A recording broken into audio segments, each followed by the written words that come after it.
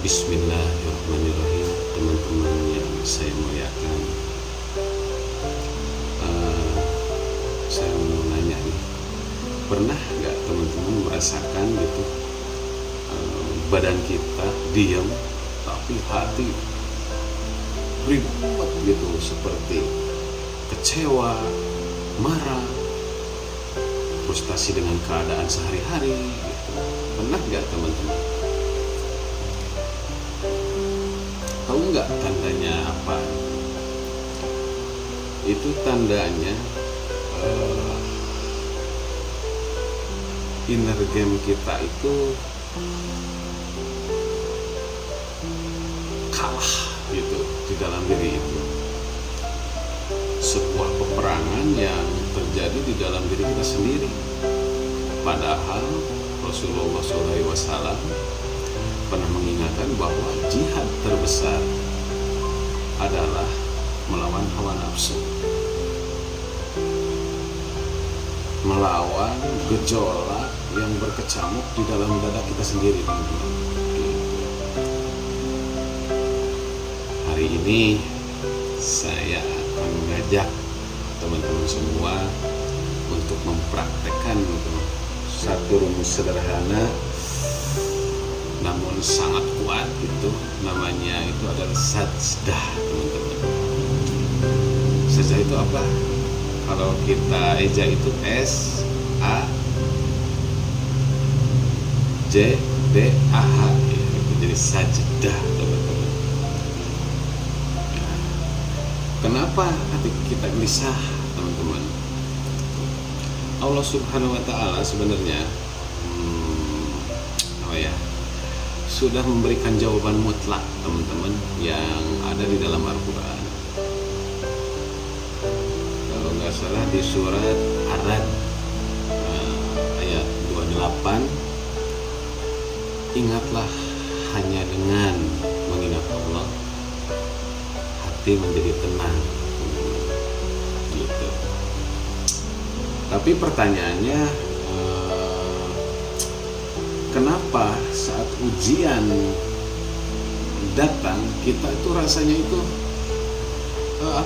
susah gitu banget buat tenang gitu, teman-teman, gitu.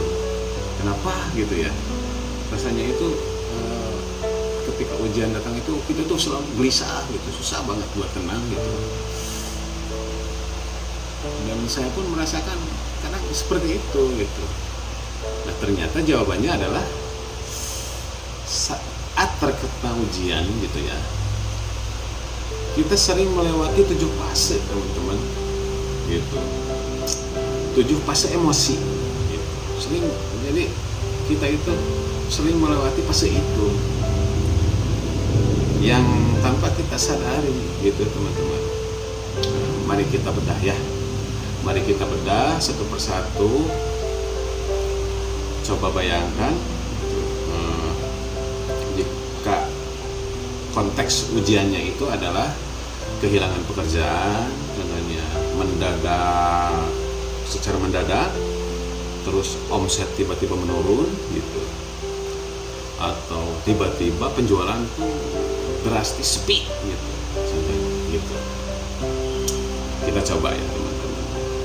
7 fase emosi yang pertama gitu adalah shock, teman-teman.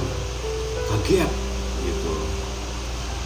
Kaget dalam artian itu adalah reaksi pertama kali saat mendengar berita buruk, teman-teman. Seperti apa ya? Jadi pikiran tuh mendadak kosong gitu. Contohnya aja ya seperti pas membaca surat PHK gitu, atau melihat laporan keuangan yang drop, atau juga bisa langsung lemas gitu. Kita langsung lemas dan dalam hati teriak, kok bisa gitu? Hah? Atau apa ya lagi ya? Kenapa harus saya? Kenapa harus saya yang mengalami seperti ini? Kaget gitu, teman-teman. pertama. Yang kedua itu denial, teman-teman, atau menolak kenyataan. Kebanyakan seperti itu ya, mungkin hati kita berusaha menyangkal kenyataan bahwa ini terlalu pahit gitu buat diterima gitu, teman-teman. Seperti itu. Contohnya apa ya? Kita mulai membela diri atas kenyataan yang terjadi gitu. Seperti membela diri dalam menutup keadaan atau realita yang terjadi kan itu. Enggak, ini pasti salah gitu. Ini pasti salah hitung. Padahal kenyataannya memang benar gitu. Atau tiba-tiba bisnis saya nggak mungkin sekolah ini gitu. Padahal emang terbukti kenyataannya seperti itu. Terus ketika ini pasti besok normal lagi ini gitu. Padahal belum tentu gitu, teman-teman. Ya, itu salah satu contohnya kita menolak kenyataan. Yang ketiga frustasi, teman-teman, gitu, atau frustration dan marah gitu ya. Jadi, nah ini nih yang lumayan gitu ya. Ketika kenyataan sudah tidak bisa disangkal, frustasi, emosi mulai meledak-ledak, tiba-tiba marah ke orang lain, marah terhadap anak sedikit dimarahin gitu. Itu frustasi itu mulai gitu. Contohnya kita menyalahkan keadaan, marah-marah di rumah, menggerutu di media sosial, terus menyalahkan orang lain. Contohnya itu gara-gara kebijakan kantor nih gitu, statusnya. Gara-gara partner kerja saya nih gak becus, contohnya gitu. Itu frustasi itu. Gitu. Nah, yang keempat itu depresi, teman-teman, putus asa. Yang keempat itu energi kita untuk marah itu sudah habis, teman-teman. Kita cenderung lelah yang luar biasa, teman-teman, kayak mati rasa gitu. Depresi itu putus asa gitu kan. Contohnya kita mulai mengurung diri di kamar. Terus apa lagi coba? Mengurung diri di kamar, kayak depresi itu, nggak mau ngomong sama orang gitu kan. Gitu. Kayak masa depan tuh sudah gelap gitu, teman-teman. Gitu. Menyalahkan orang lain. Contohnya saya emang ditakdirkan gagal gitu. Terus nggak ada gunanya usaha, percuma gitu. Orang ini udah depresi gitu, ngacak-ngacak aja dagangan gitu, bisa aja gitu kan ya. Mulai di tahapannya kelima, eksperimen tuh, mulai mencoba. Ketika kita sudah lelah gitu, setelah mentok seperti ada di fase titik terendah gitu, teman-teman, kita mulai nih ada percikan iman dan logika gitu. Kita mulai sadar, mulai kembali bekerja gitu. Kita mulai mencoba-coba mencari jalan keluar gitu. Contohnya kita mulai membuka laptop lagi, atau kita mulai mencari info lowongan kerja lagi gitu kan, atau mulai riset kecil-kecil buat usaha gitu. Contoh, kira-kira kalau saya jualan produk lain yang modalnya lebih kecil, bisa jualan nggak ya? Nah, itu udah mulai ada tuh, mulai mencoba gitu, rencana gitu. Yang keenam itu adalah decision gitu, atau keputusan untuk bangkit gitu. Yakin gitu, kita mempunyai keputusan untuk bangkit gitu, teman-teman. Keputusan untuk bangkit ini di fase ini kita mengambil komitmen. Di dalam diri itu kita ngambil komitmen penuh untuk maju, teman-teman. Gitu, kita ngambil komitmen penuh untuk maju dan melibatkan Allah gitu, teman-teman. Melibatkan Allah secara total tuh. Itu decision, keputusan untuk bangkit tuh. Kita berserah gitu. Contohnya itu kita menetapkan hati dan niat. Kita niatkan, kita tetapkan hati kita. Terus Bismillah, saya putuskan buat bangkit ya Allah. Saya mau memperbaiki salat saya mau melangkah lagi, atau saya pasrahkan semua hasilnya kepada Allah. Nah, yang ketujuh tuh acceptance atau penerimaan atau ridho, teman-teman. Ridho. Inilah puncak kedamaian, teman-teman. Puncak kedamaian hati. Kita berdamai sepenuhnya dengan apa? Kita berdamai sepenuhnya dengan takdir Allah, teman-teman. Gitu.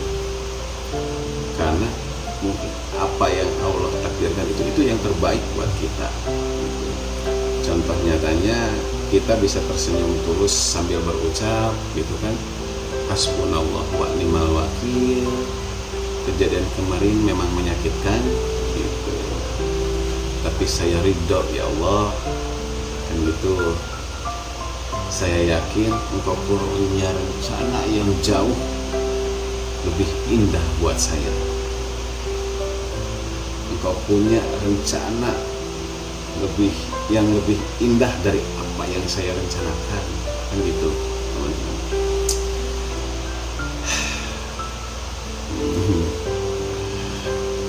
Namun masalah terbesar kita adalah apa, coba teman-teman? Masalah terbesar kita itu mayoritas dari kita itu sering kejebak dan berputar-putar di fase 1-4. Apa itu? Kaget, menolak kenyataan, terus apa yang ketiga? Frustasi dan marah, yang keempat depresi, itu putus asa gitu. Dan untuk ke fase 5, 6, 7 tenaga kita udah habis gitu.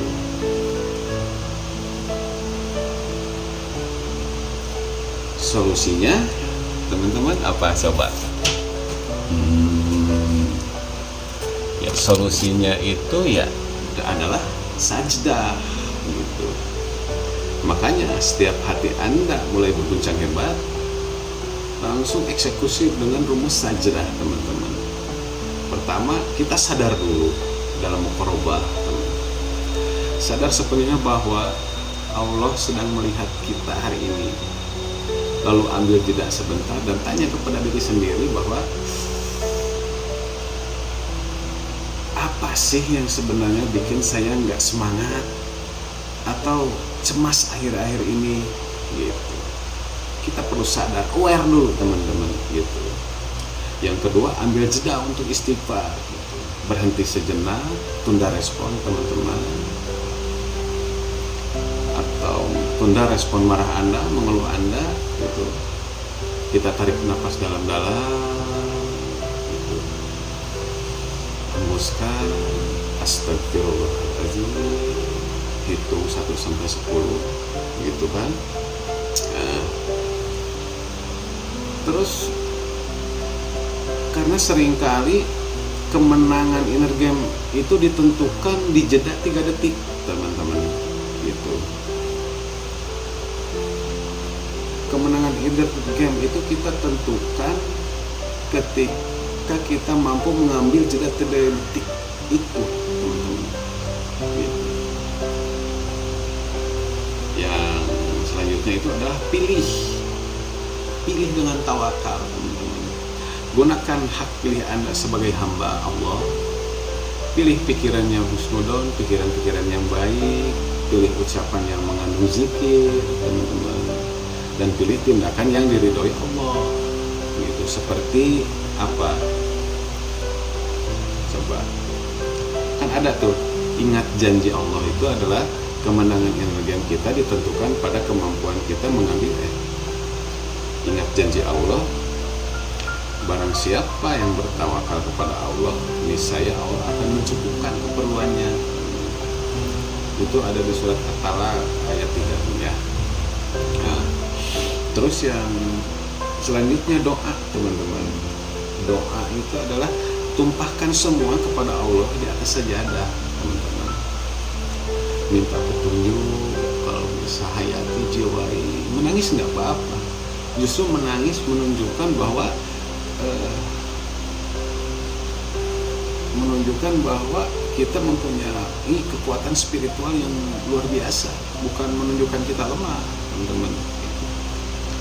Terus yang selanjutnya itu adalah action, tindakan nyata, teman-teman. Jangan hanya diam, melamun, itu segera lakukan. Gitu. Lakukan satu amalan-amalan kecil, mulai dari sedekah subuh, sujud syukur, atau sekedar membantu kesulitan orang sekitar. Gitu. Maka bergeraklah. Selanjutnya adalah husnudon, teman-teman, yang terakhir. Tanamkan keyakinan penuh di dalam hati, gitu, bahwa boleh jadi kamu membenci sesuatu, padahal itu amat baik bagimu. Gitu. Itu, teman-teman, yang bisa saya sampaikan, yang mudah-mudahan bermanfaat. Gitu. Teman-teman, coaching atau konseling itu yang paling penting di dunia ini adalah coaching ke diri kita sendiri, teman-teman. Mulai malam ini, coba teman-teman sebelum tidur pejamkan mata di tempat tidur, luangkan waktu sejenak untuk menanyakan 3 hal. Yang pertama itu, ya Allah, apa yang membuat hari ini hamba merasa cemas? Yang kedua, apa hikmah indah yang ingin Engkau ajarkan kepada hamba di balik ini? Yang ketiga, ya Allah, apa satu amalan kebaikan yang bisa hamba lakukan pagi besok? Ingat kuncinya, teman-teman, kita perlu sadar, ambil jeda, dan pilih.